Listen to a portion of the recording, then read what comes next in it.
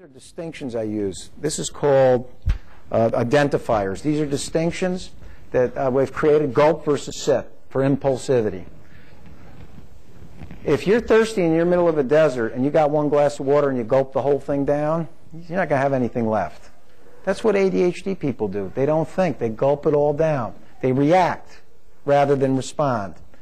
And I realized that for some people it's biological and it's a learned trait, and for some it's one and not the other, and that it can be learned. You can learn to pause. You can learn to stop. And when you do, it's a difference between gulping and sipping. And when I share this, they get it so quickly. See, that's what I'm talking about. In ADD coaching, we have to give it in a language they understand. Rather than gulping a whole glass of wine down, if you sip it, you don't become inebriated. You enjoy it and you savor it. And what we tell them, we have a simple thing: take 24. That's it. Take 24. That's all you got to remember. Take 24 hours to make a decision on anything you do, other than life and death. It's so simple. And when I do that, because I felt compelled to answer every person in that moment. And I would overpromise and underdeliver when I did that. I would say yes, yes, yes, yes, yes. I didn't even know who I was saying yes to, but in that moment I did. And then I'd forget, and then I'd get myself in trouble. So now when somebody asks me, so there's also a boundary, I say, let me think about that, and I'll get back to you in 24 hours. And if I forget, and they forget, even better.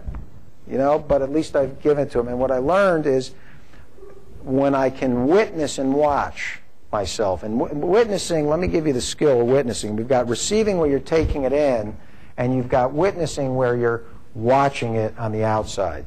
And when we watch ourselves and we watch others, the hardest thing for us to do is not be judgmental, is not to judge ourselves or to judge others. Because we all have biases, we all have beliefs, but what we are doing is we're watching them strictly from an objective perspective, non-judgment and non-attachment.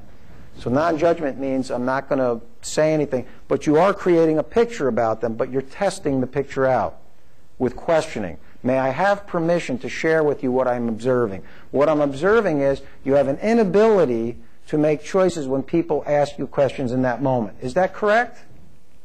I mirror back to them through a question what I'm observing. Rather than telling them, I ask them the question. And when I do that, here's the power of a question. Question, in the word question, is quest. Quest. What are we on a quest for? Clarification. ADHD people are chaotic and confused in many situations.